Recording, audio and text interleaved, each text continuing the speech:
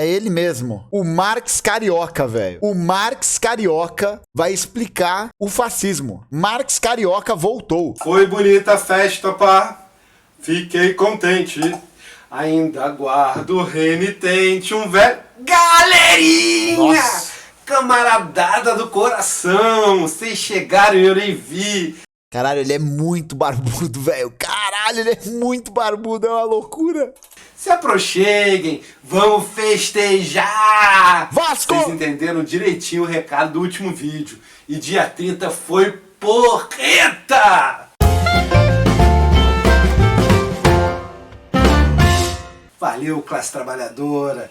Dia Só essa câmera desfocada que tá, mano, fudendo a vida de todos nós, né? 30 ficou um cheirinho maravilhoso de alecrim. Meu coração, ó, batendo a 1000. Botamos esses fascistas lá pra ponta do barril. Mas antes de começar o vídeo, aquela paradinha de internet de sempre, né? Você segue a gente nas nossas redes, dá aquela curtida que é fundamental. Vou curtir já pra não esquecer.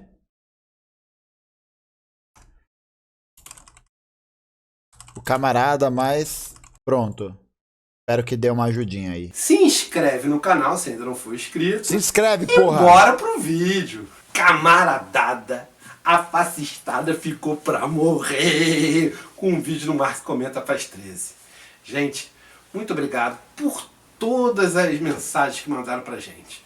Mensagens de carinho, de apoio, comemorando o nosso retorno. Afinal, voltamos de novo, né? Mas ainda melhor do que a reação da fascistada com o Marx faz 13 é a reação desses galinhas verdes com a vitória antifascista. Tão cacarejando muito. Só os integralistas, triste. Ele tá me seguindo? Não vi, não. Ele me segue no Instagram, você diz? No YouTube? Como que eu vejo isso? Não, ele não tá atrás de mim. Ele não tá atrás. Não tá, né? Papai tem o seu pai, tem o seu federal. Eles são umas figuras. Pô, muito divertido. E Max, você acha que a gente tem que se preocupar com uma porra dessa? Sim! Tem. Oh! O Pax caiu na pilha deles. Não é uma questão de cair na pilha deles ou não cair na pilha deles. A questão é que o bolsonarismo é um movimento fascista. E com fascismo, a gente não pode dar mole. Ih, o Max doidou! Aí, ó, tá fazendo um cosplay de Mussolini. Caralho. Ele tá achando que tem fascismo! Ele tá com medo, que maluco! Max, você não tem nem lugar de fala pra falar de fascismo! Você já tinha morrido Cara, eu tô entendendo poucas palavras dessa parte. quando ele apareceu, você não viu isso! Ok. Vou dar um desconto porque você tem razão. Eu tava morto quando o fascismo apareceu. Mas... Olha Voltei! que divertido. Vocês inventaram uma parada muito maneiro quando o árbitro não tá lá na hora do lance. Como é que é o nome daquilo que foi que me explicaram? O VAR! É só chamar o VAR, ó! Falar em nome de Jesus contra o Satanás, contra o aborto, em favor da família cristã, que é a família tal e qual, e etc., e matar comunista, etc., e tal, larará, beira metade do Brasil já, sem precisar. Esse livro da crítica do fascismo é um lançamento recente da Boitempo e é um livro do caralho, gente. Leiam esse livro do Mascaro, A Crítica do Fascismo. É muito bom, velho. Um chicote de alguém dizendo, fale, sai do coração. Esse é o limiar. Essa é uma cabeça do cavalo pro lado de lá. Não está o corpo inteiro ainda. Não estão as 4 patas. Mas observem, é pior do que 64. É pior mesmo. 64 tinha um chicote. Hoje continua o chicote.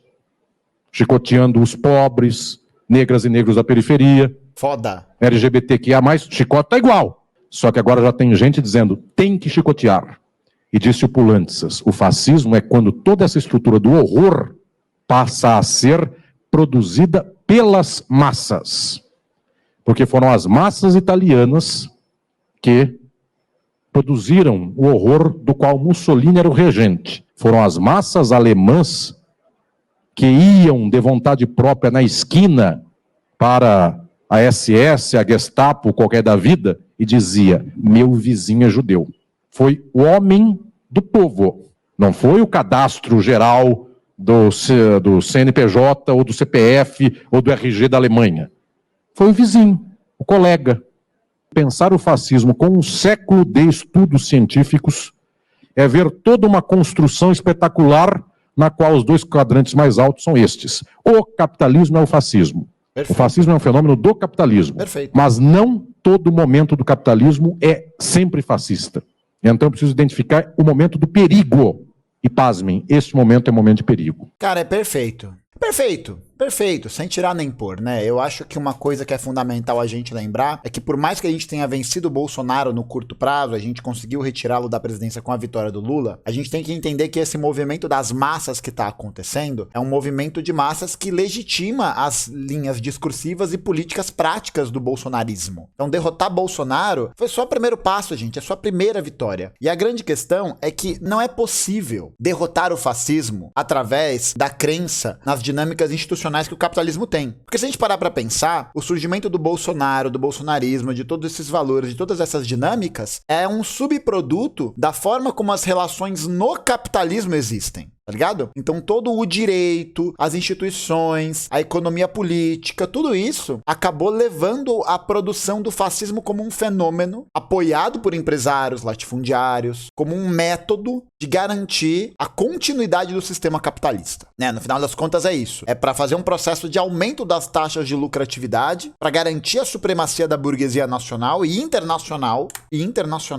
tá? Porque o que acontece, gente, fundamentalmente para o fascismo, é que ele se baseia em toda a forma de direito, em toda a forma institucional que foi criada no capitalismo. Então é impossível a gente falar de encerrar o fascismo através do capitalismo. É impossível, porque no dado momento de crise, em que a burguesia perde essa capa de civilização, ela vai avançar com o fascismo. Ela vai avançar porque ela precisa disso. O Estado Democrático de Direito, as instituições, tudo isso, blá blá blá, blá blá blá. Mano, tudo isso acaba produzindo esse elemento do fascismo. Então, pensar na destruição do fascismo atravessa necessariamente a defesa pelo socialismo. Porque é só a destruição desse modo de produção, dessas instituições, do Estado de Direito burguês, que a gente vai conseguir eliminar esse mal pela raiz. Não tem outro jeito. Não tem outro jeito. E quem fala algo diferente disso está fazendo uma análise equivocada. Equivocada. É uma análise insuficiente para terminar o fascismo. Porque combater o fascismo, gente, não é uma questão só de defesa de direitos humanos, né, de meio ambiente. Não é só isso. É também entender que o que leva à criação do fascismo, essa radicalização à extrema-direita, é justamente uma tentativa de postergar, de garantir a continuidade dos ganhos capitalistas. É isso, é isso. Eu nem sei se o camarada é de direita, de esquerda, nem de onde ele veio.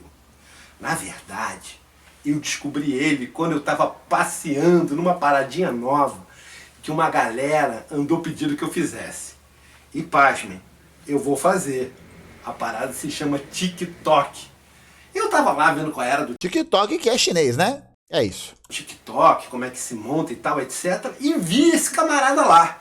Ouvi o que ele disse e falei, gente, essa parada tá ótima. E aí... O Mascaro realmente parece o Phil Dunphy, né? Ele realmente parece o Phil Dunphy do Modern Family. Parece muito, velho. Resolvi trazer pra cá, pra camaradada, assistir o companheiro e poder ver do que eu tô falando. Porra, Marx, mas tu não tá sabendo de nada. Minha mulher me contou que tu não tava nem vivo na época que teve a Revolução Socialista em 1917. O que tu pode ajudar a gente de como fazer em período de fascismo, Max? Que contribuição absurda é essa que você pode dar pra gente? Posso dar uma contribuição sim. Aliás, eu deixei vários textos que reuniram nessa obra daqui, ó. Guerra Civil na França. Brabo demais, velho. Muito foda, velho. E eles podem ser de boa ajuda pra gente entender o momento de agora. Apesar de eu não ter visto a Revolução Russa de 1917, e nisso você tem razão, quando eu estava vivo, eu assisti a classe operária pegar o poder na França. Marx, comenta a Comuna de Paris. Comenta mesmo. A classe operária pegou o poder na França, Marx. Isso mesmo. Na minha época, teve um evento que ficou conhecido como Comuna de Paris.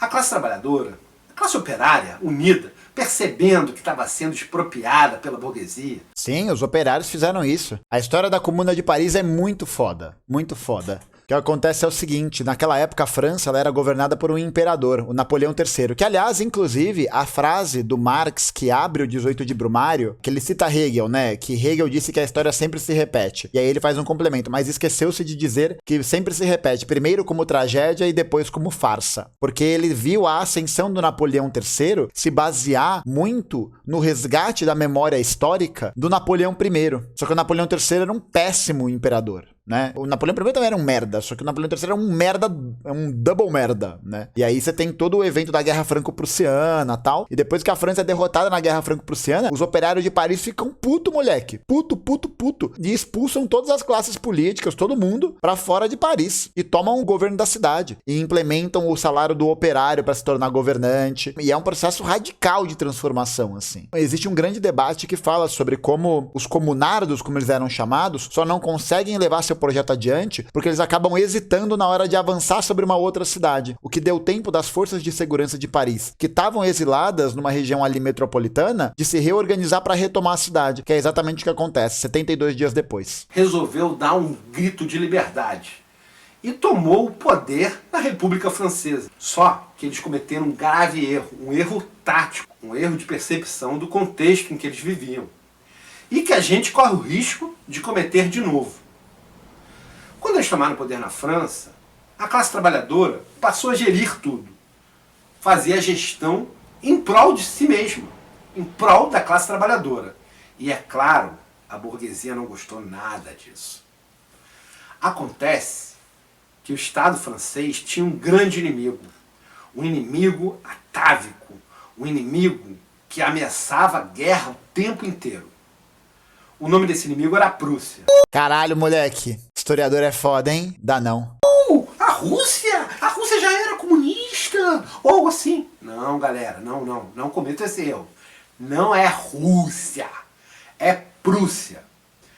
É um estado que nos dias de hoje se transformou na Alemanha. Era o estado mais industrializado da Alemanha e é um estado muito conhecido por ter uma aristocracia muito particular, os Junkers. Inclusive, os melhores generais da história são, não diria todos, né, mas são prussianos. É uma escola de guerra muito foda, muito boa. Eu acho que é mais fácil para vocês entenderem eu falar Alemanha, mas percebam, eu estou mudando o nome. Na época, era uma parte da Alemanha que se chamava Prússia. A Alemanha ainda não estava unificada. Prússia era inimiga da França. Um inimigo muito potencial. Um inimigo que nenhum francês jamais poderia imaginar que alguém da França se aliasse. O general Heleno tá no top 10 de generais também da história. De generais a usar prótese peniana e Viagra. Esse aí, e nada. Esse é ele. Algo bem parecido, inclusive, com o que aconteceu na Segunda Guerra Mundial, em que a Alemanha também continuava sendo inimiga da França.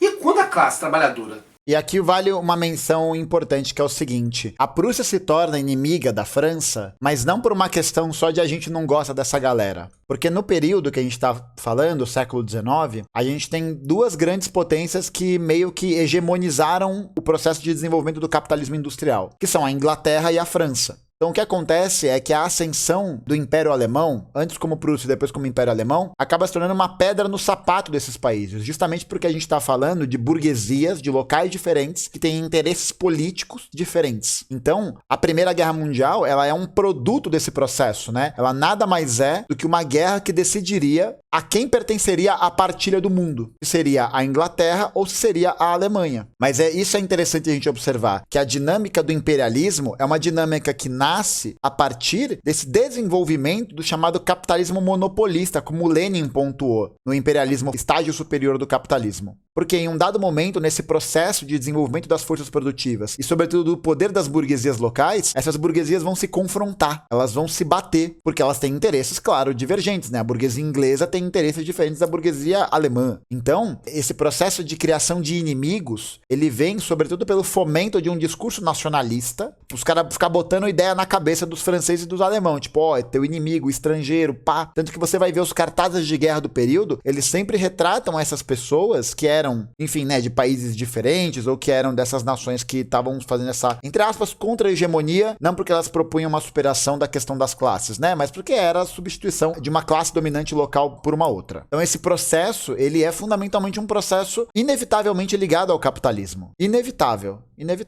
Porque o que rola, gente, é isso. São burguesias que estão ali disputando entre elas. É isso, né? Disputando entre elas esse processo. Pegou o poder na França, ela imaginou que o espírito de bom senso de todos os franceses, inclusive da alta burguesia, jamais iria permitir, era algo impensável, que eles se unissem com a Prússia contra os franceses.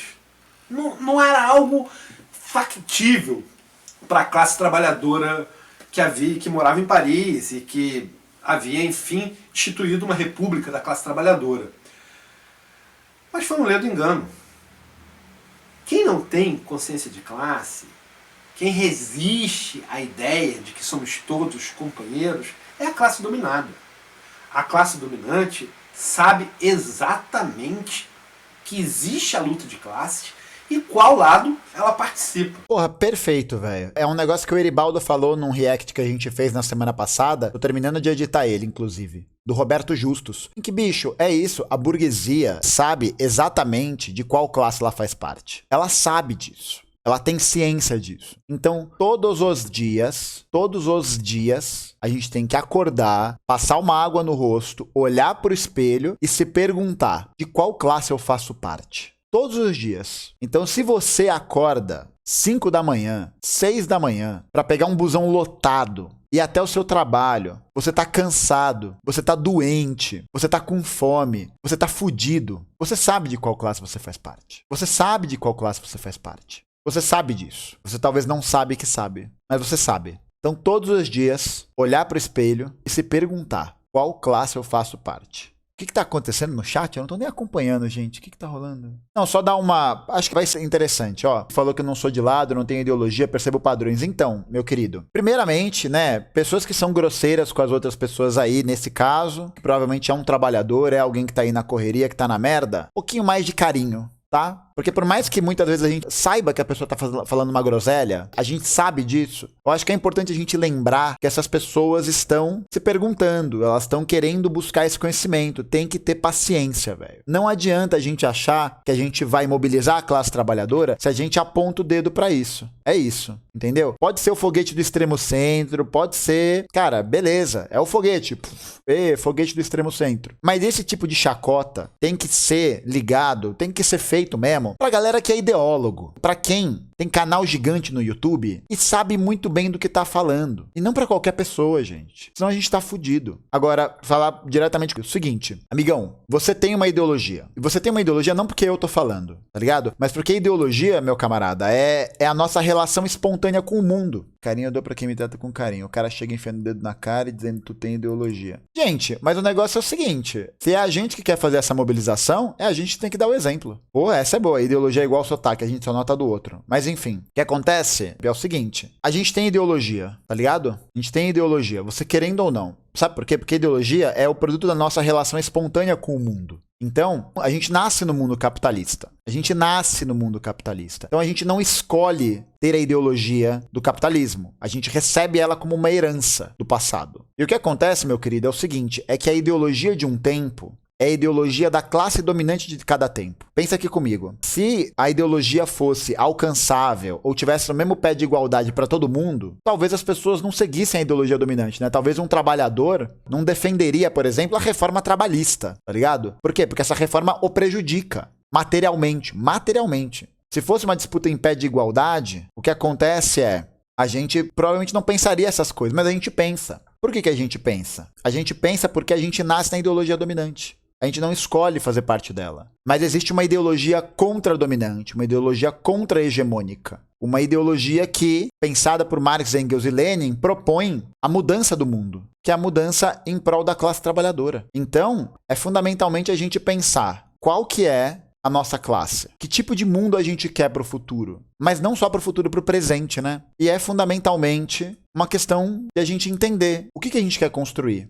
Porque eu tenho certeza que uma PEC, como por exemplo a PEC dos servidores públicos, né? A PEC da reforma administrativa, que tu é servidor, né? Tu falou ali no chat que eu acompanhei. Você vai se fuder com ela. E ela é uma PEC que é defendida pelas classes dominantes do nosso tempo, tá ligado? Então eu acho que é importante a gente lembrar que quando a gente diz que a gente não tem ideologia, é porque a gente tá reproduzindo a ideologia dominante. Porque não tem como não ter ideologia, tá ligado? Porque ideologia não é um livro, não é um óculos, sabe? Não é um item que você liga e desliga. Ele é parte da nossa relação com o mundo. É o produto da nossa relação enquanto sociedade. Então quando a gente diz que a gente não tem ideologia, então portanto quer dizer que a gente não tem uma ideologia que é marcada pela diferença. A gente tá reproduzindo a ideologia dominante, tá ligado? A gente tá reproduzindo isso. E isso é normal. Isso é normal. Porque a ideologia de cada tempo é a ideologia da classe dominante de cada tempo. Por isso que o objetivo dos comunistas é mudar a classe dominante. É tirar a burguesia desse lugar e colocar os trabalhadores. Que inclui você. Porque você acha que se os trabalhadores estivessem no poder, e por esses trabalhadores eu estou dizendo de vários setores, né? Camponeses, operários, servidores públicos, médicos, professores, todo mundo. Telemarketing, tudo. Você acha que nós produziríamos políticas e ideias que prejudicariam a nossa classe? Acho que não. Só se a gente fosse burro.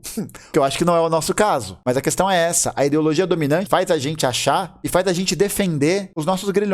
Faz a gente defender coisas que nos prejudicam. Porque é isso, para a burguesia dominar, ela não pode só dominar materialmente. Ela não pode dominar só na parte prática. Ela tem que nos convencer que a nossa dominação é algo bom, é algo aceitável, que é algo melhor. Então acho que vale a pena pensar um pouco nisso, tá ligado? E é isso, pô. Todo mundo aqui pra aprender, gente. É isso, é todo mundo aqui pra aprender. Então acho que a gente não pode ter nenhum tipo de posição que seja uma posição de soberba em relação ao outro. Porque ninguém gosta de ser palestrado, tá ligado? Ninguém gosta. Ninguém gosta de apontarem o dedo pra você, olha lá como você é burro. Ah, ele chegou falando merda no chat. Chegou.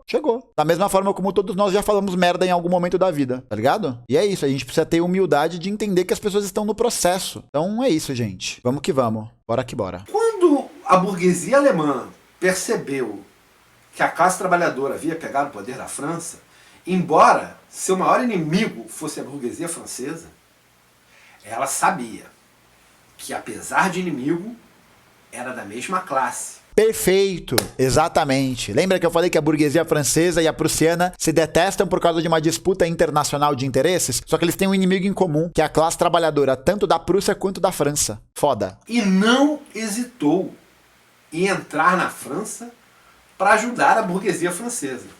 E pasmem, a burguesia francesa, apesar de francesa, se colocou contra os franceses na guerra da Alemanha com a França e ajudou o Estado prussiano a tomar o poder e derrubar a Comuna de Paris.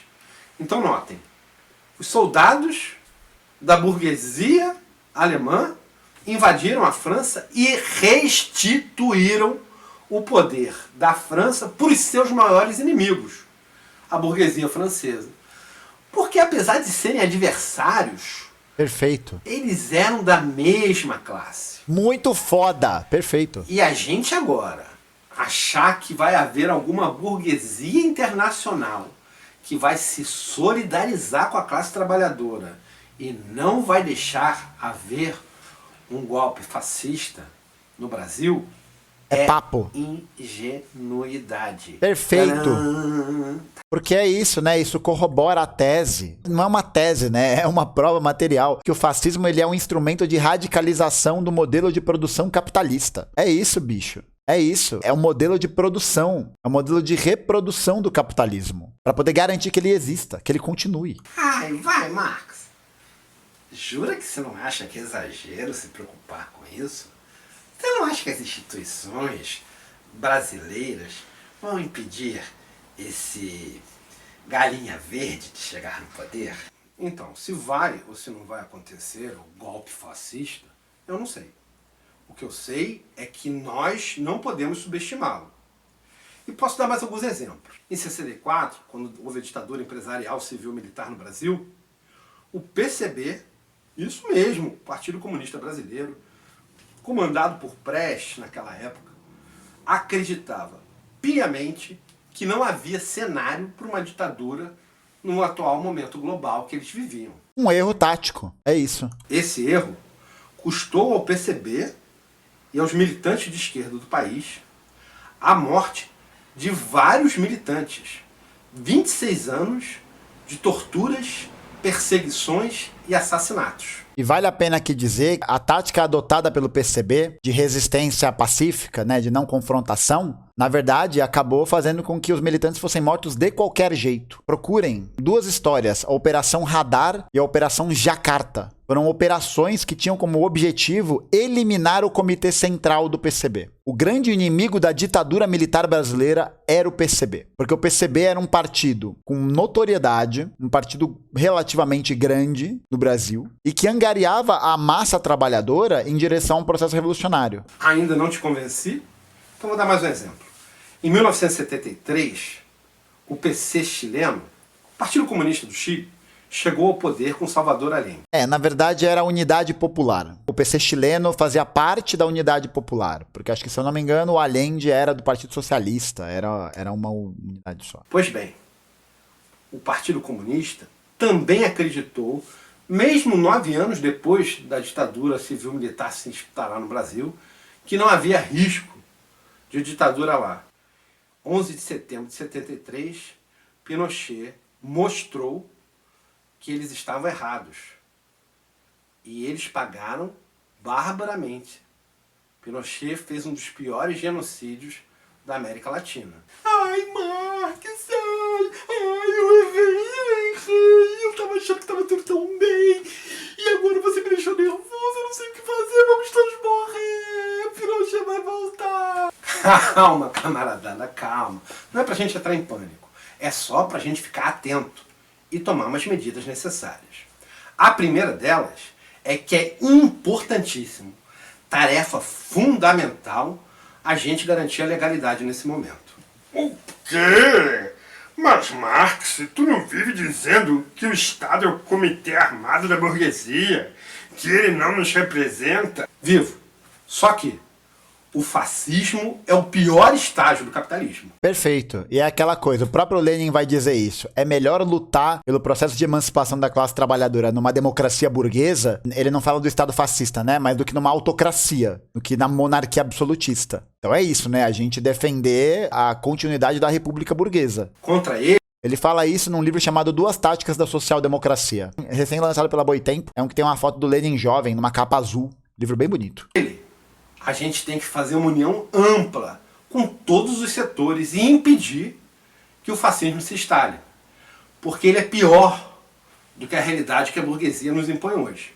Isso é sobretudo Dimitrov, né? Isso é o pensamento dimitrovista, dimitroviano, a ideia da frente ampla, que aí é polêmico. Polêmico, é um pensamento polêmico. Eu não tenho leitura suficiente para poder dar uma opinião embasada sobre isso. Então sim, teremos que ir às ruas defender a legalidade.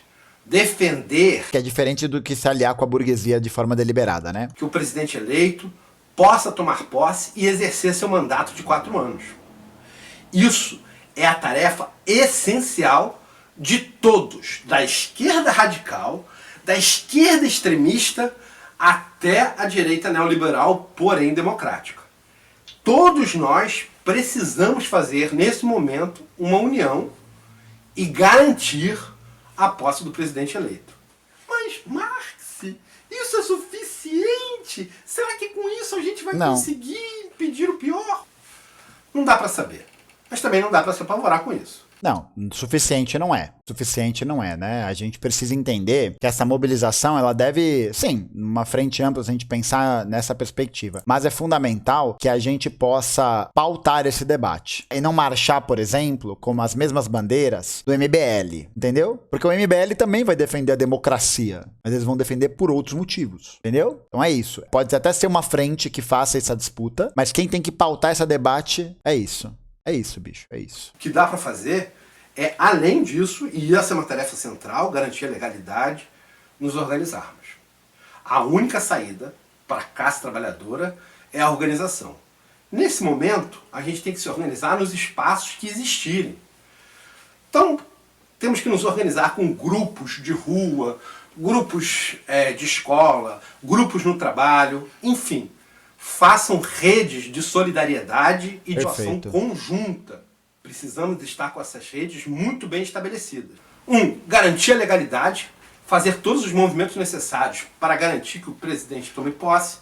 E a segunda, fazer redes. Podem ser redes pequenas, podem ser várias, mas tente unificar as pessoas que têm um pensamento antifascista. Seja amplo nisso.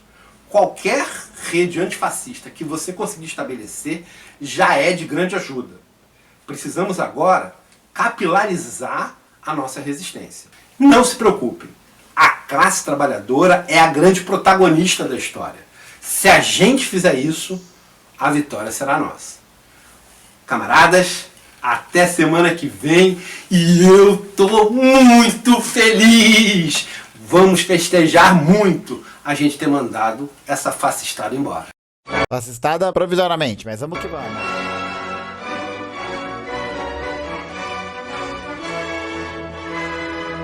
Bom demais, hein? Brabo demais.